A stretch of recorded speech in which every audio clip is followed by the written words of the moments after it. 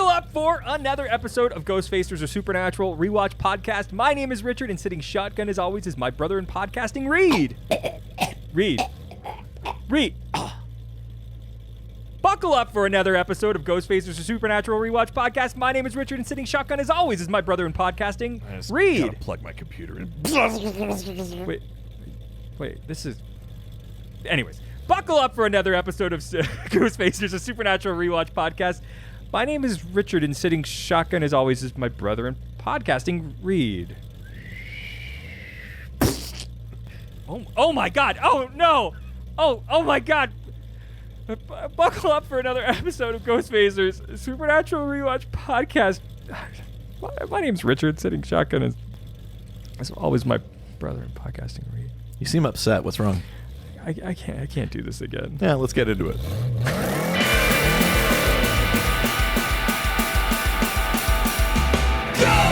Ghostfacers!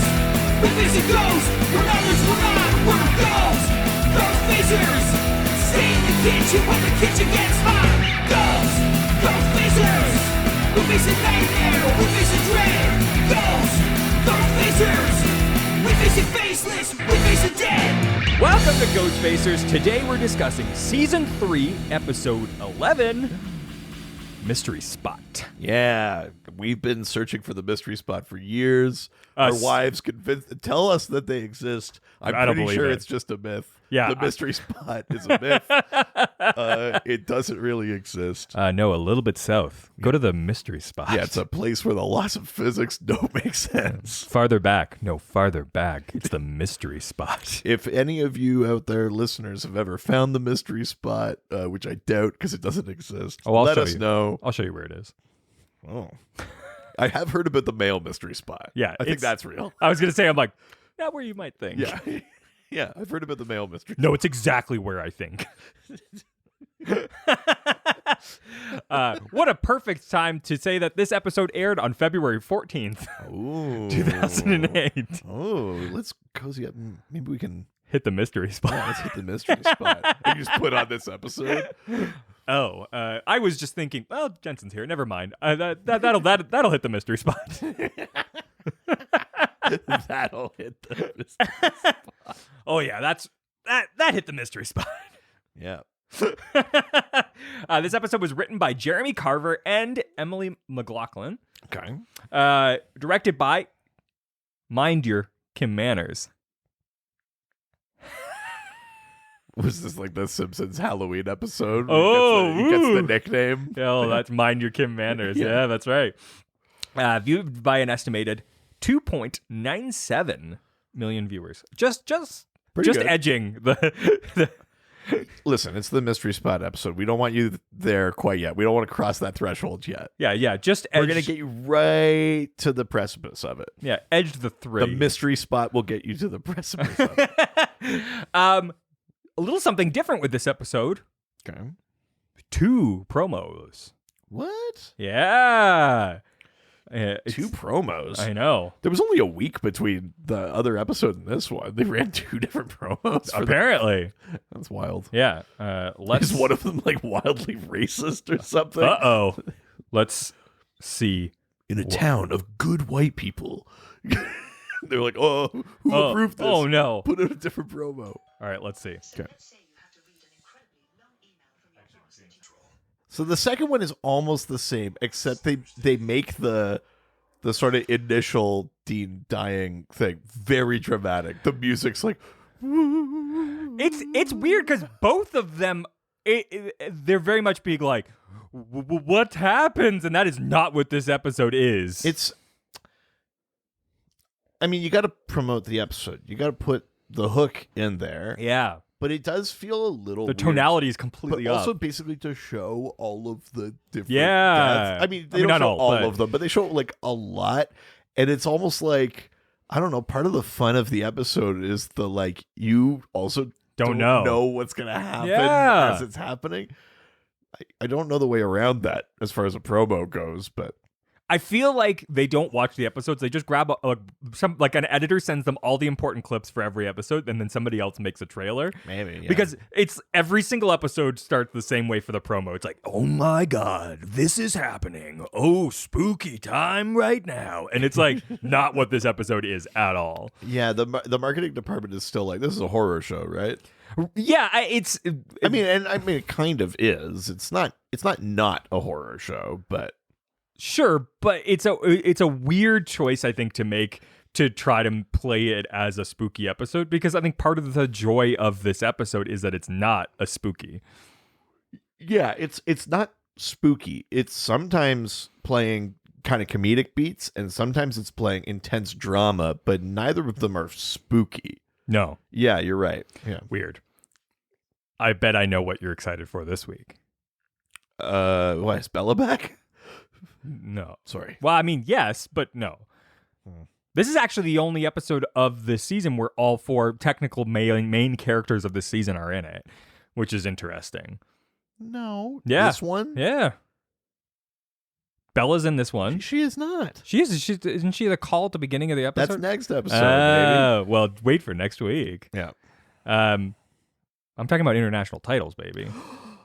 Are they good for this one? They're pretty decent for this. Okay, mystery spot. All right, let's do it. So, nobody got it perfect. Okay. But obviously, who got it the closest? Well, the French, because they're the most romantic. They got closest to the mystery spot. Actually, they're pretty far away from the spot. Oh. Yeah. No, who gets it every week? Brazil. Yeah. Brazil, capoeira. No, so they have Mysterious Place. Okay, sure. Close. Fairly close. Yeah. But then we found love there. That's a hopeless place. Oh, sorry. Never mind. There's no love in the Mysterious Place. Oh. It's just passion. I'm getting more confused. Don't worry, I'll fix it. Hungry is next. Interesting. Yeah. It's not So relatively close then. So like fairly. like haunted place or like spooky place. You're heading in the right direction, but no. Okay. This is Time Trap. Oh. Sure. Yeah. Okay. Yeah. The French are a little Not to be confused with Time Trapper, the Legion of Superheroes villain. Yeah, because that was a real big problem when this episode came out. Identity revealed to be Rock Crin, aka Cosmic Boy. Yeah, God, they really had to. That's why they actually initially it was called Time Trapper, and then they were like, "Shit, everyone's gonna get this confused." Yeah. The French are a little bit more poetic, Okay. but basically saying the same thing. Right, the center of the flower. That's a little too esoteric. No, it's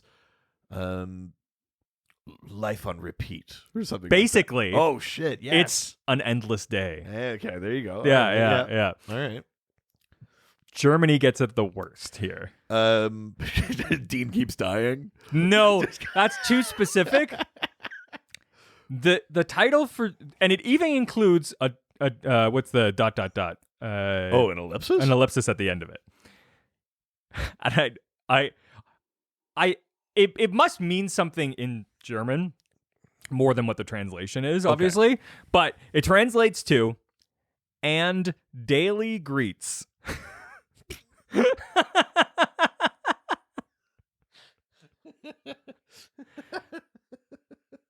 And daily greets.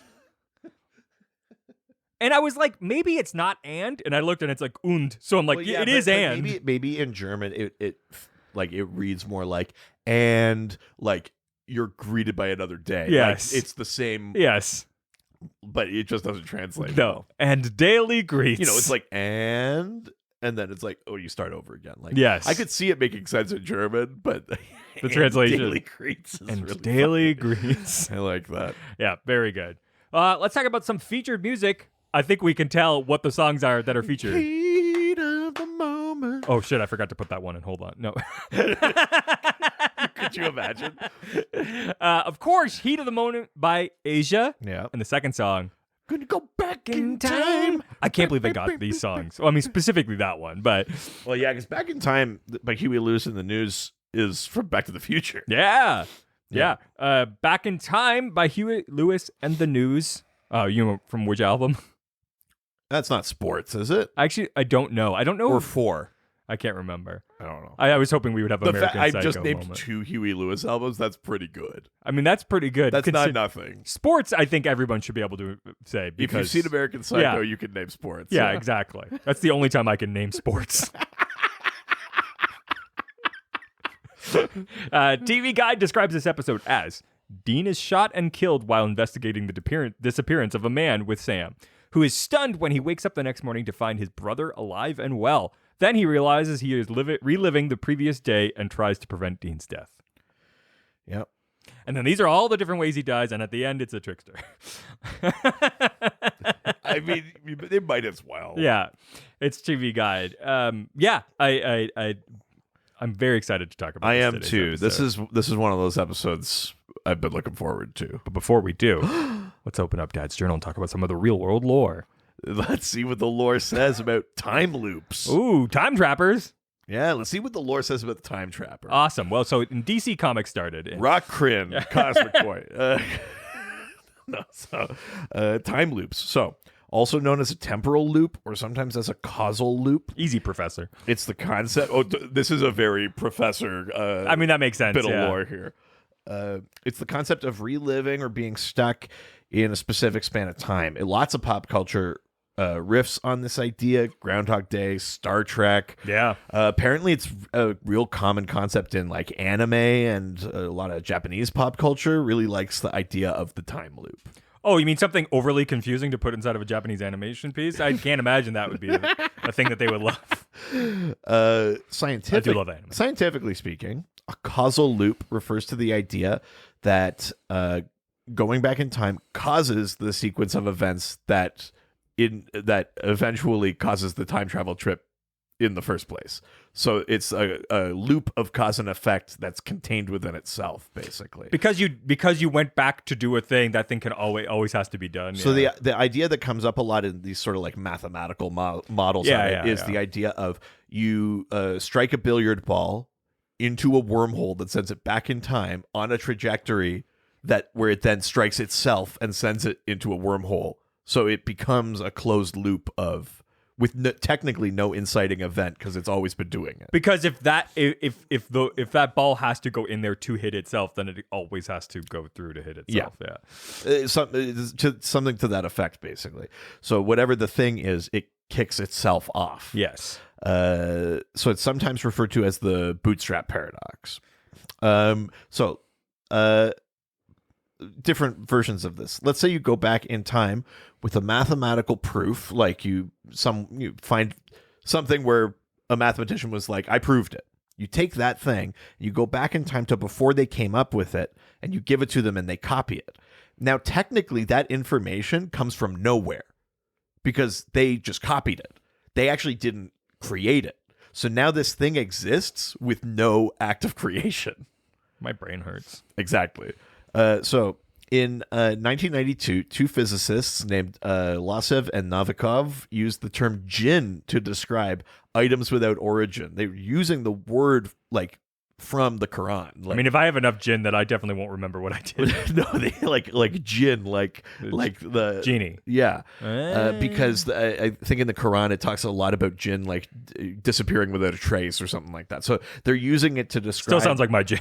Items without origin, basically. So they argued that if information or an object replacing itself in time was identical, it doesn't actually counteract the second law of thermodynamics because the loop is a closed system. Essentially, They argued that it doesn't break the laws of physics for a time loop to exist. Okay. You know, we talk a lot about temporal paradoxes when it comes to time travel and stuff like that. Actually, in a later episode, not too far from now, we'll talk about some different temporal paradoxes. Sure, yeah. But the time loop one, essentially these physicists argued that it doesn't break the laws of physics if very specific conditions are met. So a closed timeline curve is a thing that mathematically exists within the general theory of relativity. Don't ask me where. I don't know. Essentially, only what they call a self-consistent trip back in time is permitted. So you can't write like Beethoven's Fifth Symphony and go back in time but have changed a note in it. It has to be identical Oh, okay. in order for the closed loop not to fuck time, basically. Yeah. Novikov even proposed that this would not create an unresolvable paradox. A different physicist named Polchinski made a mathematical model that time loops do not necessarily rob one of free will. He took that billiard ball model and he essentially implied that you could have different variations of angles of contact where the ball comes back to the past and hits itself and knocks itself into the wormhole. And as long as it ends up in the wormhole on a good enough trajectory to do it the next time, it doesn't.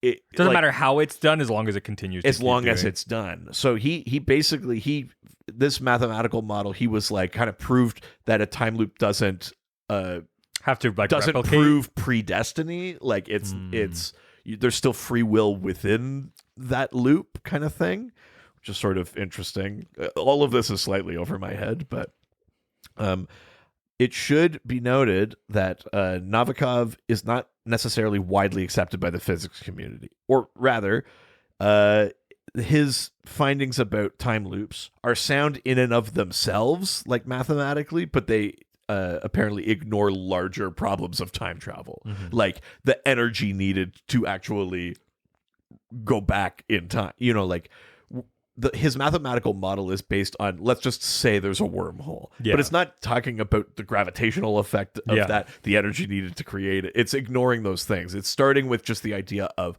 let's say it is happening. Does it work? Yeah. So it's ignoring some bigger pieces. In the case of like this episode or something like Groundhog Day, you know, the time loop thing is, it's not even that necessarily the same thing as always. Like Groundhog Day, the same thing doesn't always happen. He just keeps waking up on the same day because it's magic. It's not physics. Yes. You could make the argument in this episode that it's kind of like the billiard ball idea of hitting from different angles. Because the thing is always Dean dies. Yes. Now, it is magic, but like they're almost kind of riffing on it that it's like, what is the moment that kicks it off again? And then it's Dean dies. And no matter what you do and change it, if Dean dies, you end up in that day again. Yeah. So they're riffing on the idea of that, which is kind of neat. Yeah, absolutely. Yeah. So cool. Yeah. All right. Well, with that, why don't we get into the episode? Sure. We start with our then, which is an interesting then because it's not specifically about any direct emotions about Dean having to die this year or anything like that. It's more of just, one, you get a bit of the trickster, obviously, and then the rest of it is really just like broad strokes of what the season has been like. Yeah, it's a pretty generic then now, actually. I think quite intentionally because they didn't want to tip caps towards anything. Yeah. So it's just kind of like, this is what's been happening. By the way, Dean's supposed to die, but they're very sort of broad strokes about the whole thing, which I thought was interesting. It's funny to think of the idea of this then now thing. Eventually they're like, oh, this actually like hampers our ability to do surprise storytelling. We just need to do a vague one. Yeah. Where it's like the thing that's supposed to help people keep up is now actually getting in the way. It's hindering the like surprise reveals. That's kind of interesting. It's a thing that I notice with lots of shows that do a version of that, but not very so specifically. Right. Then now it's more of like previously on and things like that, right? Yeah. It's a thing that I always go, oh, okay, this episode's about this character, or this person's gonna die this episode. Like you start being able to pick apart those little things with specific shows where you're like, oh, they're really focusing on this person this season, or like this episode, or like especially with reality shows, I always know I'm really good at detecting like, oh, this person's off this season. Yeah. Like, yeah, it's true. This person's gone this episode, they're gonna get kicked off. Oh yeah, you start seeing the beats of how those like arcs get built, where it's like you're cutting to them a lot in these like interview segments. Like, I bet this is their last app. Yes. Yeah. I especially with like Top Chef and stuff like that. Yeah. I really started to find we never spent this much time with you. You're exactly. gone. Yeah, you're 100% gone. All right, so we get into the now. We're gonna get very comfortable with this now because we start with Sam waking up in a motel room to heat of the moment. Telling me what you're Hartman. Is there clapping in that? Because you do it every time. I don't know. I like it. That's in my head. It plays with that. I actually don't think it's in that. I was just like, wow. Oh no! Do you know what it is? It's earlier in the song. There's the "I never meant to be so bad to you." Clap, clap. Yeah. That's why it's in my head. That makes sense. Where he finds Dean is already up and getting dressed. Rise and shine, Sammy. It was so funny. My wife walked in as I was watching this episode. I'm like, nothing. You have to put your dick away real quick. Yeah. She was just like, oh, young Dean, he's just so happy. I was like, yeah. Yeah, spoilers. Dean goes through a long and irritating morning bathroom routine. He's like brushing his teeth and like gargling way too long and like looking at him as he's doing it. Too much fun. He's having the best day ever. He is basically, yeah. So they decide to go to a local diner for breakfast. Sam and Dean is like, oh, look at the special. Dean is having such a good morning. Yeah. Sam tells about a man that disappeared at the Broward County mystery spot. Yeah. Already got some stuff to say. So, mystery spots, also called gravity hills, are common throughout the world. Though this episode is based in Broward County, Florida, no actual mystery spot is located there. However, there is one called Spook Hill, located just a few hours northeast in Lake Wales. The filming of this episode takes place in Stevenson, British Columbia, as well as being used to resemble Broward County, Florida. This location doubles as another area of magical interest, Storybrooke, the town with all the fairy tale characters in Once Upon a Time. Oh, that's funny. Yeah. So Dean orders, as you said, the Tuesday special, pig and a poke. It's just like, with a side of bacon. Yeah, he's having, time of his life. So, some interesting facts about Pig and a Poke. Oh, okay. So in the diner, Dean gets excited about Pig and a Poke being the special of the day. Sam asks if he actually knows what that is. In fact, Pig and a Poke is also an expression that refers to an item being presented in a way concealed its true value, or in particular, its lack of value. Oh. Yeah, so this seems to be a reference to the trickster being behind the magic of this hunt and not the mystery spot, as Sam and Dean first thought. Well, but it's also about the mystery spot, because, like, that's the whole thing. Yeah, that spot is like, the laws of physics don't exist, and then they go and it's... Yeah. Yeah. So, even more information about Pig and a Poke. Okay. So, on medieval market days, the gullible might buy a pig and a poke, a baby pig in a cloth sack, without checking that the content really is a valuable piglet. What they really got was a worthless cat. So, a pig and a poke... That's such an insane grift. Yeah. So There's a pig in here. Please don't open the bag. Yeah. It's meowing, but ignore it. Yeah, it's a type of pig. What an insane God. Medieval people were fucking rubes. Yes. So a pig and a poke is a con job or a worthless object presented as a thing of value. That's so funny. Which brings up another term that you may be familiar with, which is letting the cat out of the bag. In a sense, revealing a secret. That's where that comes from. Yeah. Oh, fuck. Yeah. Crazy, right? Interesting. Yeah. I like that. Isn't that cool? That's a lot of fun. Yeah. It's an insane setup. I know. It's the crazy. I would never have guessed that setup. No. Why was the cat in the bag? Oh, we said it was a pig. Yeah. Huh? Which is a fun thing. Also, are cats easier to come by than pigs? I mean, I guess in medieval times, the cats produce... Are they, though? At least pigs are, like, feral and natural to a lot of areas in medieval times. Like, where the fuck are you finding cats? I mean, cats were still pets even back then. I guess, but... So, and people devalued them, so they're probably easier to come by than it would be to get a pig because they were so highly valued because they're food. I guess.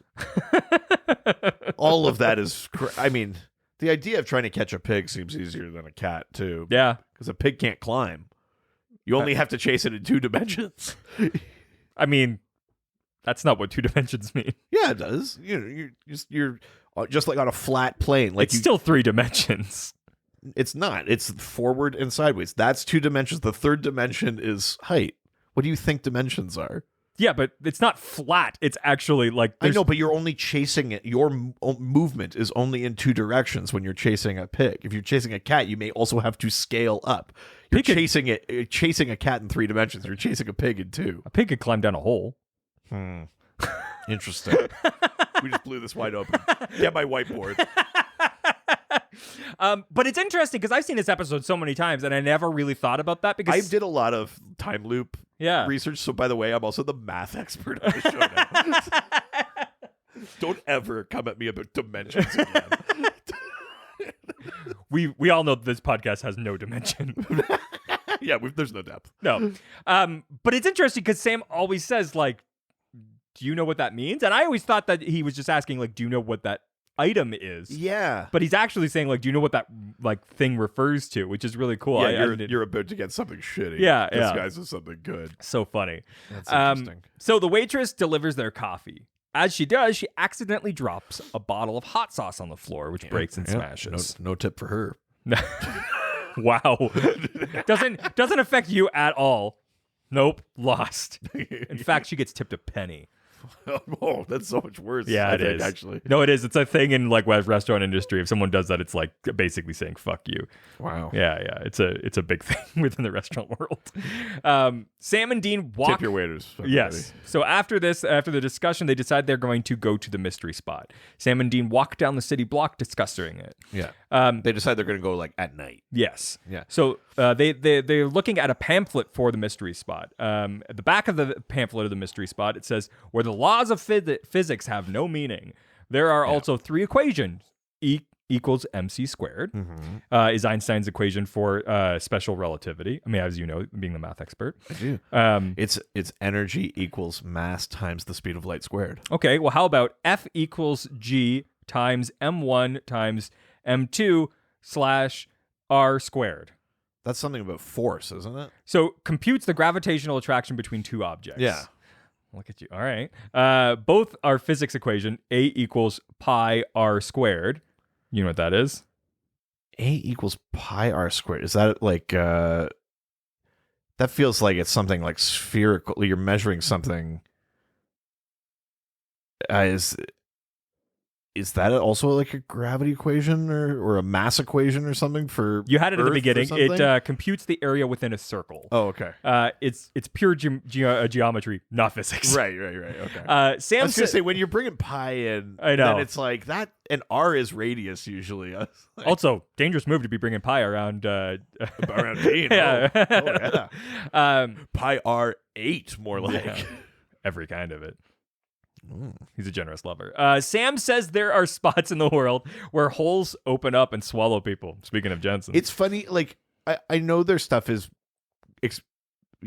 investigating weird things. Yeah. But this is the craziest Sam ever sounds on this show. Yeah. Sam sounds like a conspiracy theorist. It's great. Where he's like, things just open up, magnetic fields. Yeah. And it's like, come on, man, use your head a little. Yeah, he says the Bermuda Triangle, the Organ Vortex. The Bermuda Triangle is a region of the Atlantic Ocean where a number of aircraft and ships are said to have disappeared under mysterious circumstances. The Organ Vortex is a roadside attraction located in Gold Hill, Oregon. Dean says it all sounds a little too X-Files for him. Which is funny because this episode actually draws inspiration from the X-Files Monday episode from 1999, in which Agent Mulder dies repeatedly and wakes up to relive a day anew. Yeah, but they get away with it because this is Tuesday. Yep. Yeah. Monday was co-written by John Shaban, who served as co-producer for the Mystery Spot. Oh, that's fun. While the events of Monday happen on a Monday, the events of Mystery Spot happen on a Tuesday. Additionally, both Monday and Mystery Spot were directed by Kim Manners? That's right. I mean, that's fun. That. My wife has been rewatching all of X-Files right now. And she going like, oh, it's like that Supernet. She doing No, that but I've been like sort of peeking over the shoulder and going, that's a person from Supernatural. That's a person from like all of the like producers and like directors. Like it's crazy how many of them come from X-Files. Like it must be intentional, obviously. Yeah, well, and also if you've spent a lot of time working with those people there, and now you've got a new project, you're like, can I work with this person? Like it's partly they have working relationships, and it's also partly like we're already riffing on some similar ideas. Let's but bring in people that we know have executed those ideas. And X-Files was filmed in BC. I mean, yeah, and more increasingly, everything TV is filmed in BC. Yeah, exactly. So as they're walking down the street, Sam and Dean run across a barking golden retriever, a blonde woman who bumps into Dean, and movers struggling to get a desk inside of a building. When night falls, they break into the tacky tourist trap after hours. With the movers, the guy's like, it's not gonna I told you it wasn't gonna fit, and the other guy goes, what, do you want a Pulitzer? It's such like a you can tell it's funny when you're watching because you can see what the setups are for, like, we're gonna show these things again to show that it's the same day. Dog barks, woman goes, guy says something insane to his coworker. Yes. It's like, draw the most attention to this as possible. I just don't even get it. I told you it wouldn't fit. What do you want, a Pulitzer? It's like, that's a pretty big That's leap. not what Pulitzers are No. for. Guessing. So, a fun thing that you'll see in the background of the mystery spot, you'll see the deer head is also in here. So the famous deer head that's sort of like constantly throughout the show, you'll be able to spot that in this episode. It, actually. Yeah. Oh, so a fun thing to look out for. As they wander through the halls, the owner suddenly shows up with a shotgun. Yeah. I love when Supernatural does this a bunch when they're like carnies or they're running some sort of grift or something. Yeah. They always look like used car salesmen from like the 80s. They've got like a weird floral print shirt, unbuttoned too low, a real tight leather jacket or something. Their hair is greasy and shit. They always look like exactly like that sort of person. With some serious like old Gil vibes. Yeah. I just need, no, not my hot plate. I only had 3 payments left. So funny. So in their discussion, they're basically trying to be like, hey, it's fine. But the guy is so fucking He's trying to de-escalate. Yeah, the guys are trying to de-escalate, and the guy is like way too like amped, and he accidentally blows Dean away. Yeah, his gun just goes off by mistake, and the bullet hits Dean square in the chest. And the guy's like, I'm so sorry. I wasn't trying to. And Sam's like, get a fucking ambulance. And Dean dies. Sam gives a good, not like this. Oh, yeah. Not like this is like one of your favorite things to ever use. I love to say it, and I can't hear it used without being funny. Earnestly. I know. It's only funny to me. So as soon like watching this episode, Sam goes, not like this. I go like, it's fine. Yeah. Like, you don't say not like this. I think that's intentionally done. Does that, like, it as sort of like a meme phrase go back to the Matrix? It must go farther back than that. But I know that like the Matrix really made that like not like this. Yes. Like, real dramatic thing in that scene where they get ambushed. So funny. Where they're all getting the plugs pulled. Joey Pants is unplugging them all. Yeah. Because of you, I can't. Not like this. The amount that you use that, I can't not like. Do you know what? I'll give you the one example of a not like this that I don't think takes me out of the moment. Yeah. It's an animated Batman thing with Jensen. It's from Under the Red Hood. Oh. And it's Bruce Greenwood is Batman, Jensen is Red Hood, and it's the big kind of fight at the end. They're fighting in this bathroom, and he's like smashing his face into tiles and stuff. Yeah. It's pretty brutal. And then at some point he says like, you say you want to be better than me. It's never going to happen. Not like this. And he like punches him through a wall. And I'm like, yeah. It's that one time I don't just laugh because at the phrase not like this. Because it's not used in like a I'm about to die. It's about like I'm about to kick your ass. Yeah. Yeah. Maybe that's the distinction. Yeah. So Dean dies. And that is the intro frame for the episode. Right. Because then it cuts to the Supernatural title card. And then when we come back, it's heat of the moment. Yeah. So let's see what the lore says about time loops. That's good. That's cute. I like that only for me, you grabbed your computer as if you were going to open it up. And because I was sort of gauging how much you were going to let me go with the joke. I was just going to keep going. Oh. Yeah. No. You'll have no fun here. Okay. Sam wakes up to Asia again and sees Dean just like he did the day before. Teasing. Rise and shine, Sammy. Oh, yeah. Asia. So good. All right. Teasing him and by turning up the song, lip syncing and bobbing his head to the beat. It's funny. Okay, the funny thing about this setup at first, and I guess it does make sense, but we already get like 5 beats of the same, like, this is the identical morning. The clock, the song, what Dean says, what he's doing as Sam wakes up, what Sam's wearing, and like even just the setup of like, well, we got to go get breakfast kind of thing. And Sam is still in his head a little bit like, this is the next day. Yeah. He has to actually explicitly ask what day it is. Well, because it feels like, did I just have a dream about today? Like, yeah, he's trying to discern if that's what the thing was or not. But then, like, the things start happening just as in the dream, and he slowly sort of figures it out, I think, fairly quickly. Yeah. I mean, like, he catches the hot sauce at the diner. And that's right. There are a couple more of those touchstone things we see at the diner, like telling the old guy to be careful driving, telling the poor guy that he's got to buy something or he has to leave. Yeah. This is Storybrooke, after all. That's right. I will say, like, I totally want to visit this town. It seems like a great little town. I kind of do too. I want to go to a diner like that so bad. I mean, it's only like a 2-hour flight for us. We could just go.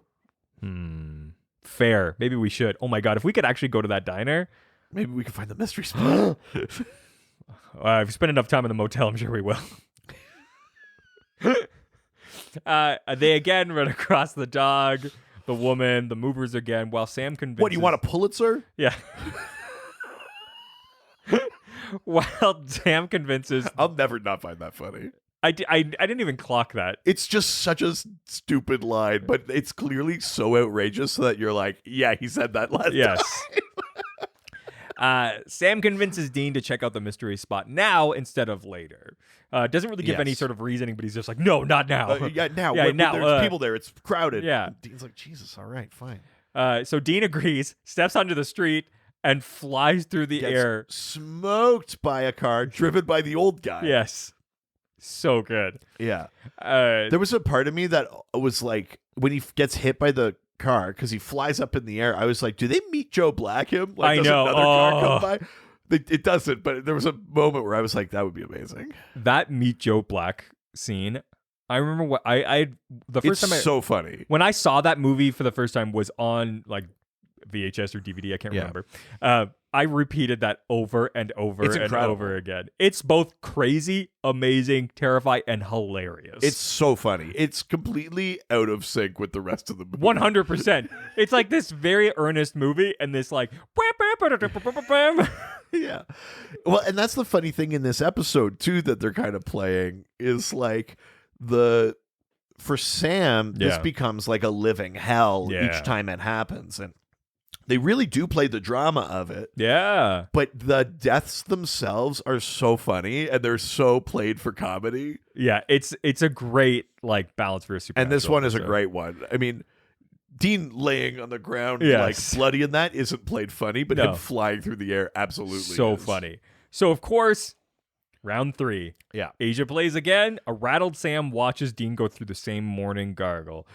He tells Dean in the diner that he's stuck in a time loop like Groundhog Day and that Dean's going to die. Yeah, and Dean is sort of hesitant to believe him, but then Sam starts doing the like catch the sauce. Yeah. He says something else too. He says the situation was a dingo ate my baby crazy, which actually or originated from a pop culture joke based on a true story of the death of Azaria Chamberlain, an Australian baby girl who died in 1980 after allegedly being carried off by a dingo. Jesus. You know how that hilarious pop culture moment? I love when all of our jokes go back to child death. Yeah, so good. Also, if you weren't aware, Groundhog Day is a movie that was released in 1993.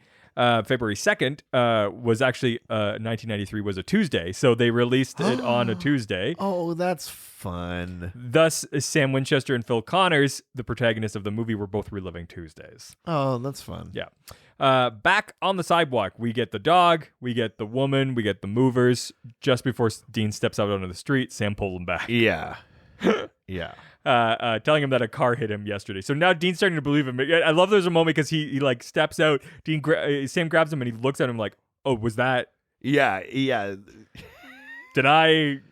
And he's just like, "Oh, okay." Yeah. So now they decide again to go to mystery spot. So they're going to get there now. Yes. In the middle of the day, they go to the mystery spot, posing as reporters. When they pose as reporters, they interview the mystery spot owner. Sam gets worked up, and Dean refers to him as Kolchak. Kojak, yeah. Yeah. Who loves you, baby? Yeah.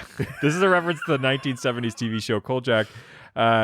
The Night Stalker from 1974. Telly Savalas, isn't it? I think so, yeah.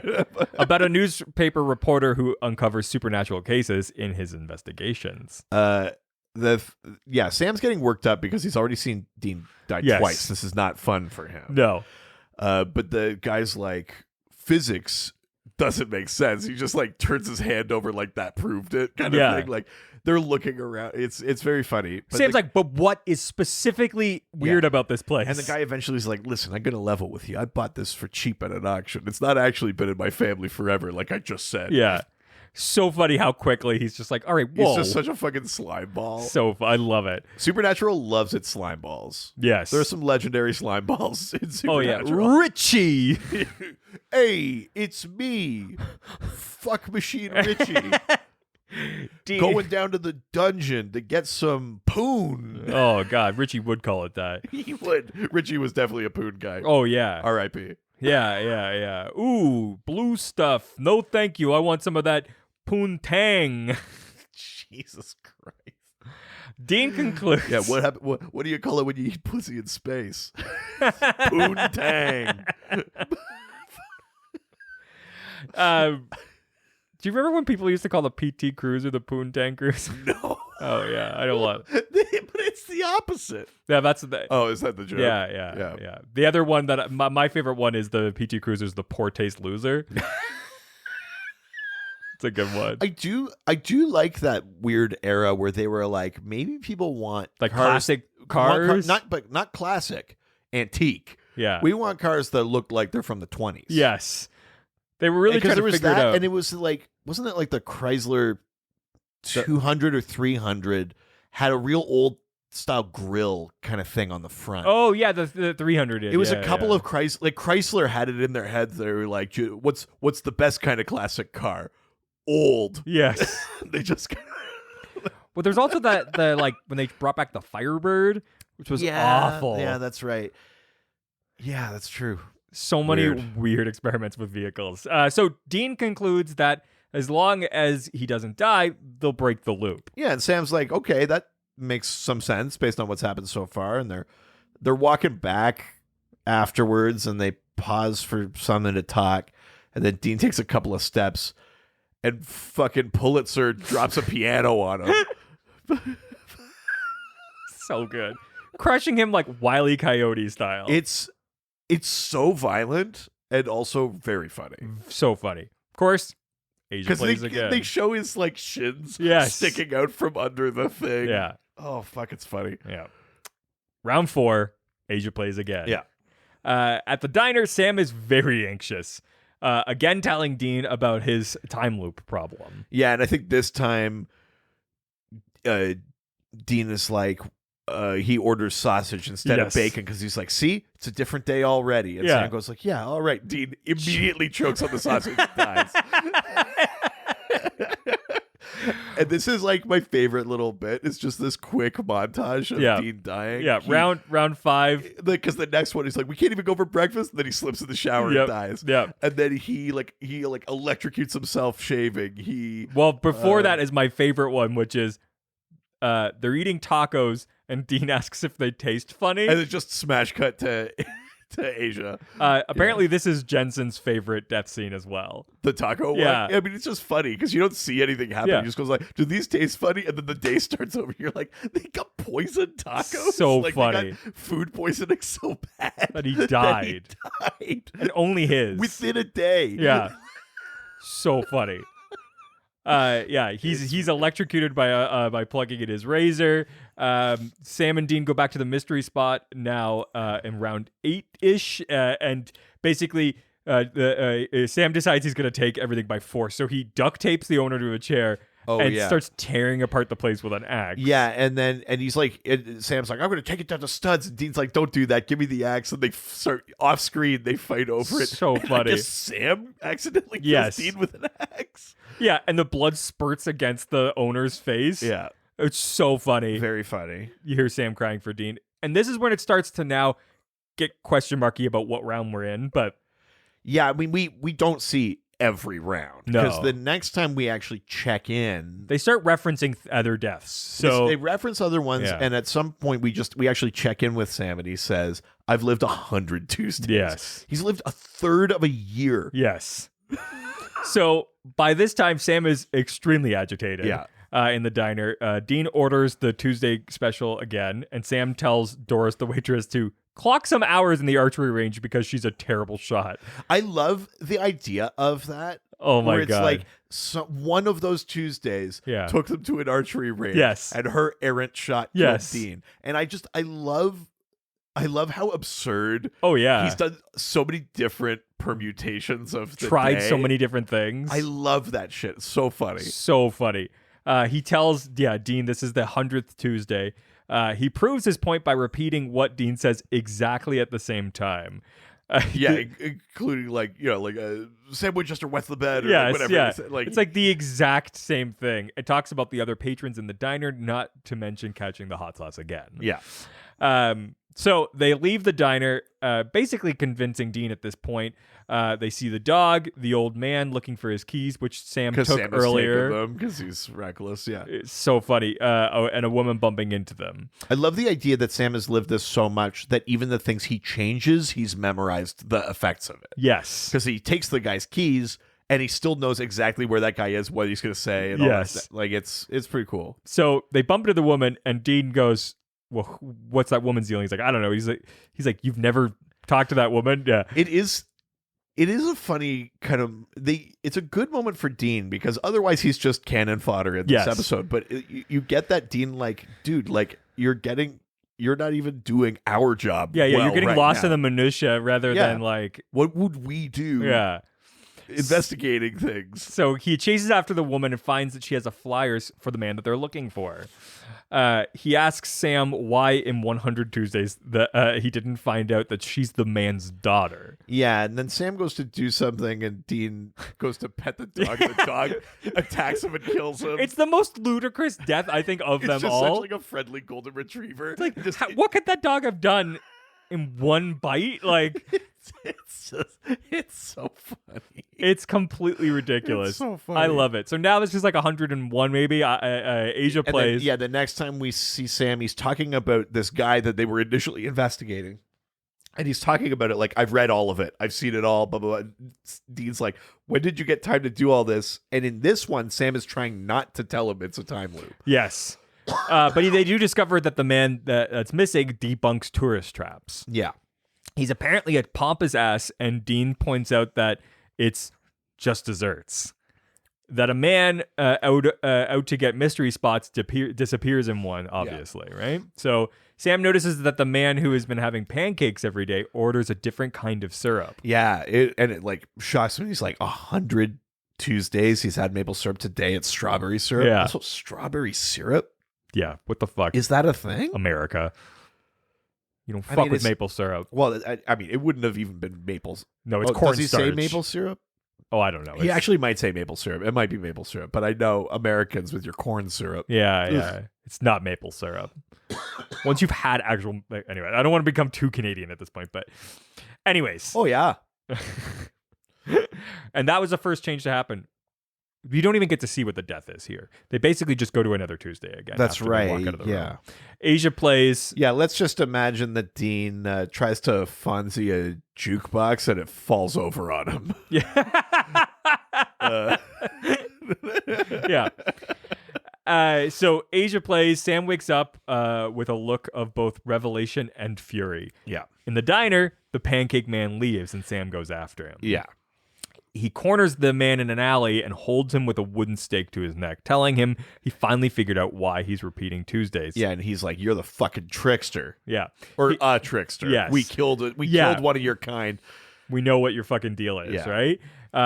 Dean stands off to the side, confused by what is happening. Yeah. Sam says they've killed one of his kind before, and the man turns into the trickster. Yeah. And he goes, "Oh, you didn't kill one of my kind. You haven't killed any of us." I think he says like, "Sorry, Bucko. No, you didn't." Chuckleheads, as I believe it was. Yes. Well, yeah, you said you two chuckleheads. Yes. Trickster admits it's. I love Richard Speight Jr. He's a fucking revelation to the show. Yeah. As the trickster. Incredible. He's great. He admits strong. I mean, not just in the type of being he is, but also his personality and stuff. Strong Q energy. 100%. Like that kind of like because he does maintain like a threat yes. level. Like it's not just fun silly. Like, and Q was good for that on Star Trek, where it'd be like, we're having fun, but as soon as I'm not having fun, I'm going to be a problem. Yes. So like, yeah, go for it. Threaten me a little bit. But if you push this too far, I'm going to make this worse for you. And I think the Trickster has that energy too of like, we're all having fun for now, but like, don't fucking I can cross change me. the game at any time. He's Leisure Suit Q. Yeah. He's a hornier Q. Yeah. Although Q was also pretty horny. That's true. Didn't he try and knock up Janeway? I mean, who didn't? Oh, Paris did when they were both salamanders. Oh, Getting Jesus. deep on the Star Trek lore now. Wow. The Trickster admits it's been fun killing Dean every day, but that this time the joke's on Sam. So he'll finally get the point that he can't save his brother. Yeah. Sam threatens to kill him, but the Trickster says, "Oh, yeah, the joke's off." He's like, "I'll give you the next day," because Sam's like, "Well, I'll just kill you instead. That's easier." And he's like, "I don't think so." Yeah. And he snaps his fingers. Thanos snaps. Yes. And Sam wakes up to a different song. Gonna go back in time. The song that is playing on the clock radio when Sam wakes up in this one realizes that it's finally Wednesday is the same song that is playing on the clock radio when Marty McFly wakes up and realizes he's back in 1955 in Back to the Future. Yeah. The song is Back in Time by Huey Lewis and the News, as we said before. And it's pretty cool. Like, he gives Dean a big hug. Dean does remember the previous day. So the Trickster didn't erase their encounter because Dean is like, I remember the Trickster, blah, blah, blah, and then we just woke up here. Exactly. He just kind of like fast forwards them to the next day. Yeah. So they pack up to leave, and Dean's like, "What? Not going to go to the diner?" Like he goes to the, but Dean goes to the car first, where he's held up at gunpoint by one of the diner patrons. By the poor guy. That's right. Because poors do crime. If there's one thing I'm always saying on this podcast. Poors equal crimes. Ugh. So Sam hears a gunshot and rushes outside to see Dean on the ground, shot in the chest and dead. Yeah, and then Sam kind of closes his eyes, and then he realizes he's not waking up again on the Wednesday or on the Tuesday. And Dean is just dead. Yeah, he's just dead. A very dark montage starts now. This is like fucking Deer Hunter levels of Sam crazy. He gets like part of the montage is him like Full Metal Jacket making the bed like precisely and stuff. You get all these like voice messages from Bobby that's like, it's been 3 months. So it's a huge kill you did there. Yeah, you killed a whole nest of vampires by yourself. Good job. I haven't talked to you in a while. Yeah. There's a lot of like just like Sam like loading and cleaning weapons and like he arrives at a motel and the weapons in the Impala are now all organized in foam casings. And instead of he's got foam casings for all the weapons and stuff like that. Instead of just like a hodgepodge mess of things, it's like all like level right angle like images and maps and stuff on the wall. Like Sam's gone like full serial killer. So towards the end of this episode, when Sam takes a sawed-off shotgun from the trunk of the Impala, this is the same shotgun that the brothers found in the episode Supernatural Bad Day at Black Rock, the first sawed-off Dean ever made for himself. Right. So. But yeah, without expression, Sam fixes his own gunshot wound in a hotel room. I mean, this is a good little... We haven't had like a sexy Sam moment in a little bit. Yeah. So he cuts like the shirt and you're like, oh, Sam. And hello. Fucking pulls the bullet out and he's sewing it back up. It's a pretty good sexy Sam. He eats alone, cleans a gun while examining with cold stare the set of pictures on the wall, tracking the Trickster, and makes the bed meticulous fashion. So. Yeah, I mean, he's gone full, like, Batman villain. Yeah, he brushes his teeth and stares in the mirror at a reflection that is defeated and emotionally dead inside. Yeah. Finally, a message from Bobby plays in the background claiming that he has found the Trickster. Yeah. Sam goes to the mystery spot to meet Bobby. Bobby tells him that in order to pull off a summoning ritual, they will need a gallon of fresh blood. And Sam's like, all right, I'll go get it. Yeah, and he's like, Bobby's like, what the fuck are you doing, man? Like, no, we're not just killing people. Yeah. That's crazy. Look what, like, I just said that because I wanted you to snap out of it. I didn't think you'd go for it. Yeah, he's like, fine, kill me instead. Yeah, I got a little confused in this part because at first it felt like the whole thing was fake. Yeah. And Bobby's just trying to test how far Sam is going, or trying to snap him out of it. But then he's like, fine, kill me. So it's like, oh, so it's a real ritual that you told him and are now telling him not to use. I think he was saying it was, I kind of thought like it was supposed to be that the whole thing was made up. Yeah, no. And then he was like, oh no, it's real. That's a real thing. I just didn't think you were crazy enough to use it. Yeah. And then he's like, kill me. I'm old. I'm at the end of my rope. And Sam's like, no, I'm not going to kill you. I'm not crazy. Sam Winchester. He's like, no, it's fine. He's like, all right. From behind, Sam pulls out a wooden stake and stabs him through the heart. Yeah, he's like, fine, I'll do it, Bobby, but because you're not Bobby, you're the fucking trickster. And Bobby's like, Gone. he kills Bobby. Bobby falls down. Bobby was not the trickster. And he just doesn't move. And Sam's like, Bobby? Oh, no, Bobby? The body disappears. Yes. Bobby was not the trickster. He was just an illusion. Yes. Trickster emerges and tells Sam he's right.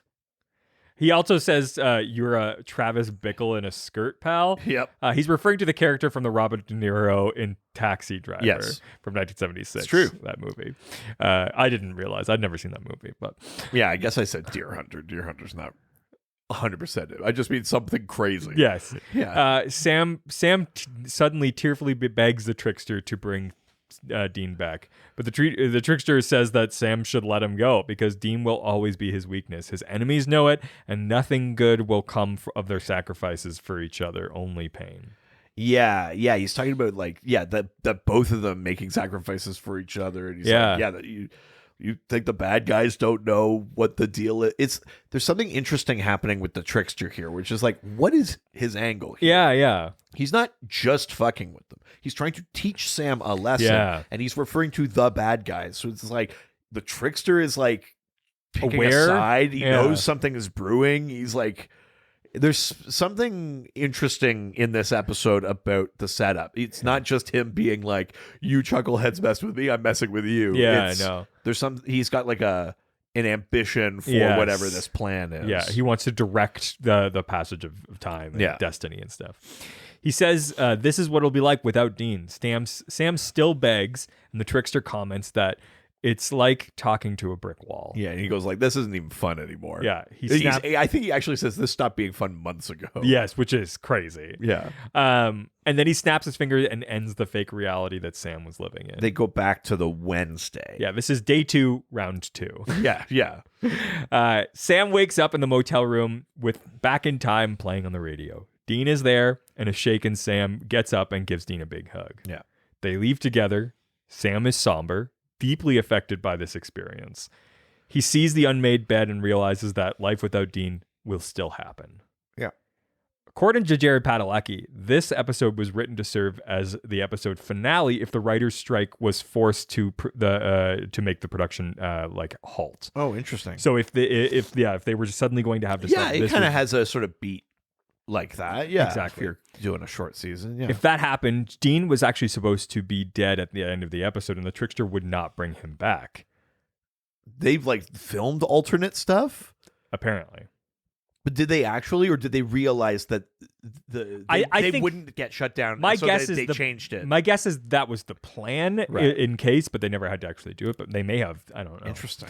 As the strike was settled, the episode continued to be just a regular episode. Because of the strike, though, season 3 was only 16 episodes instead of the usual 22, as we said at the beginning of this season. Right. So Jared Padalecki also said, in regards to this episode, this is one of his least favorite episodes. Really? Since he had because he's good in it. Because he had to cry all week. Oh, sure. Yeah. Fair enough. Yeah.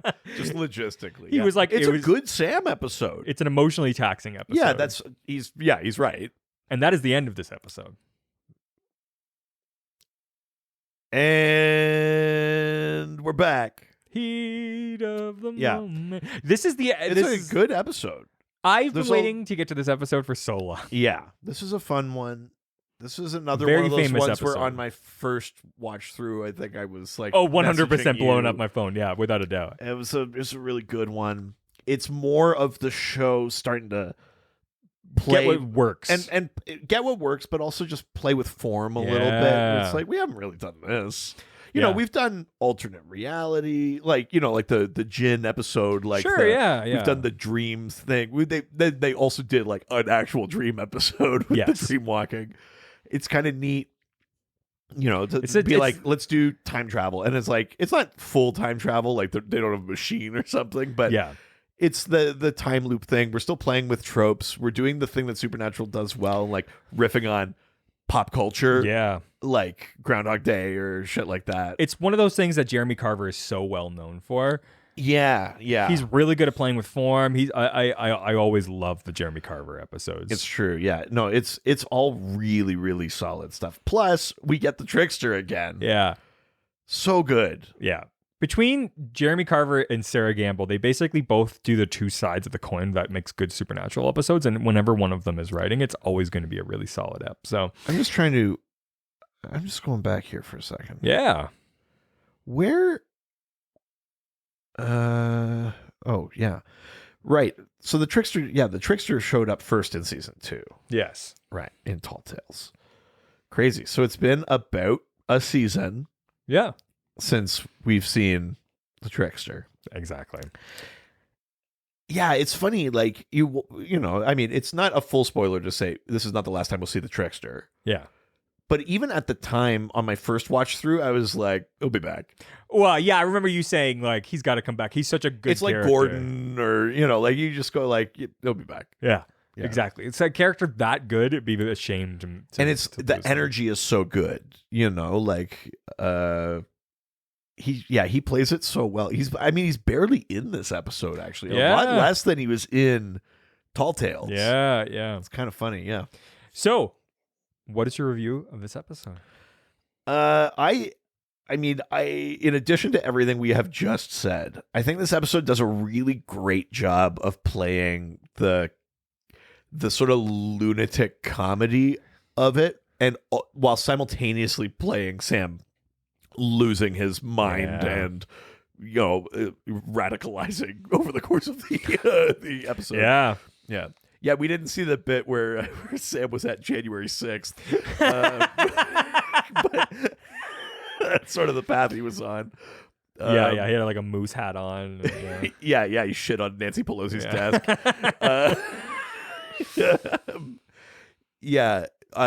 They do, like, the episode is kind of moving in like two separate directions. Yeah. But it actually pulls it off really well, you know, and I think part of it is that part of the way you get to do that is, I mean, the Trickster thing where you realize like it's not actual destiny. The Trickster is making it. So so then you're like, that's why it's so ridiculous. Like a piano falls on him, or like it's very cartoony, which is very cartoony, and you realize that that's why, and that makes sense. Yeah. And the other reason is because every day Dina's only finding out about it for the first time and doesn't register the threat. Yes. Sam is like, no, it's been 100, and Dean's like, where is it coming from? Dean's like, look, I'm doing something different. And he chokes on a sausage. Yes. It's like that shit helps you play it funny still because he doesn't have the same perspective on it as Sam does. And so it's a really like fun episode that way. It's got a little bit of this like something else is going on thing where it's like, why is the Trickster doing this? Is he like, why is he trying to prep Sam? Like what it's not like a season episode, but it does add something. It adds a dynamic, a layer. Like it's not it doesn't fully stand on its own. Yeah. And I think that's pretty smart too. I think I'm giving this 5. Yeah. I think I'm going to give this 5 greasy scumbags. Ooh, nice. This is one of It's a great episode. This is one of my favorite episodes. Yeah, it's one of the best. This is one of the ones that like the fan base constantly like brings up. Like it's a very famous episode. It's just so perfectly like balancing that humor and the like supernatural elements, the metatextual stuff. Like there's so many different things that it does at once. It's like a great encapsulation of like what makes a really good supernatural episode. Yeah. I mean, God, Richard Speight Jr. is incredible. So good. Like it's some really fun stuff. It's a bit of a bottle episode in a unique way. Yeah. And then it takes a sharp turn that doesn't happen in Groundhog Day, which is like, okay, like we'll give you the next day and take it for a really long We'll ride. give it the next day. The same thing will happen. Yeah. And I'm not going to bail you out. With you getting to live it over. It's the next day for another year. And it's like, then we'll pull it back again. That's such a fun way to sort of like put a tilt on a well-known concept. Definitely.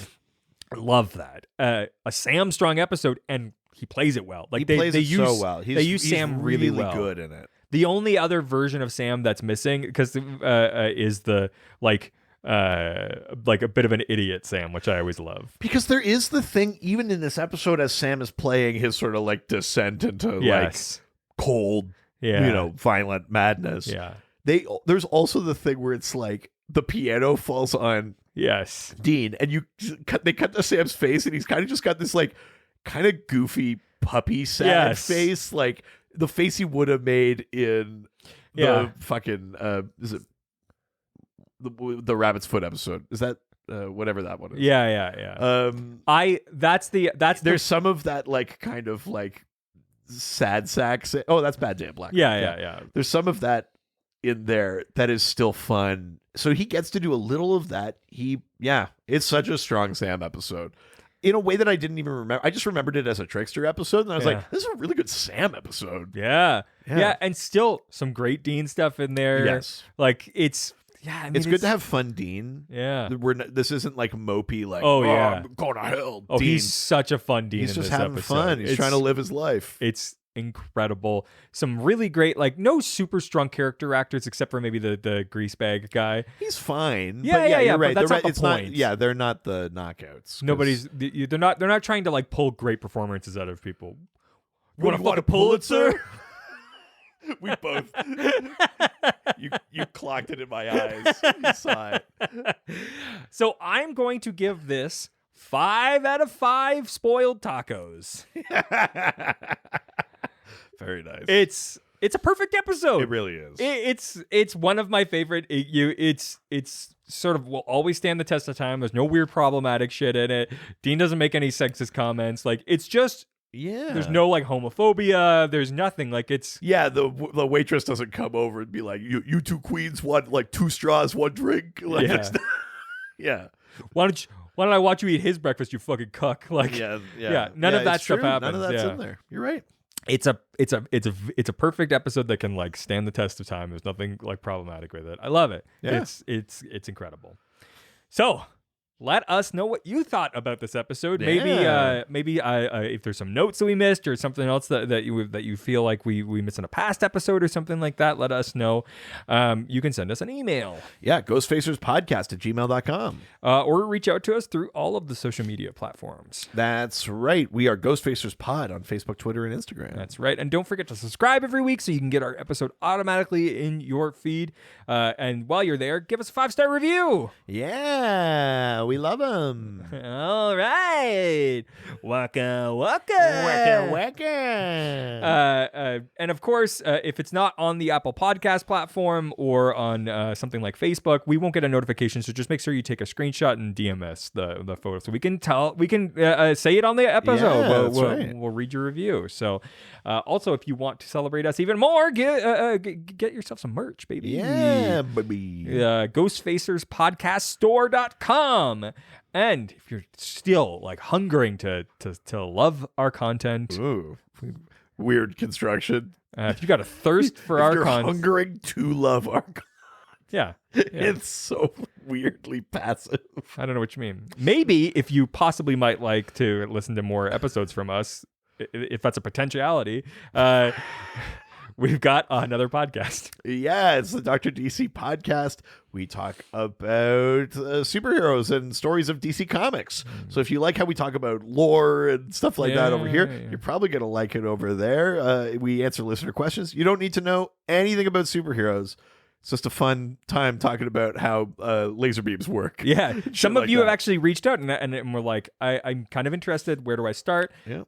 The best thing about that podcast is it's kind of, you can start at any point. But if there's a character that you might be familiar with or like you've seen the movies, we've done episodes on that specific stuff as well. Totally. There's a ton of places. Just start somewhere in the 80s. Yeah. Don't go right too to the back. video, Yeah. The Dr. DC podcast cannot be held responsible for things that were done pre. We really should have a legal disclaimer. Yeah. Is it episode 86? Is that where things get better? 75 is the Hindenburg. Oh, okay, that's right. And then anything post 75, I'd say, is pretty solid. Yeah, exactly. That's the Bronze Age. We don't want to go back there. So that is it for this week. Say goodbye, bitch. Jerk.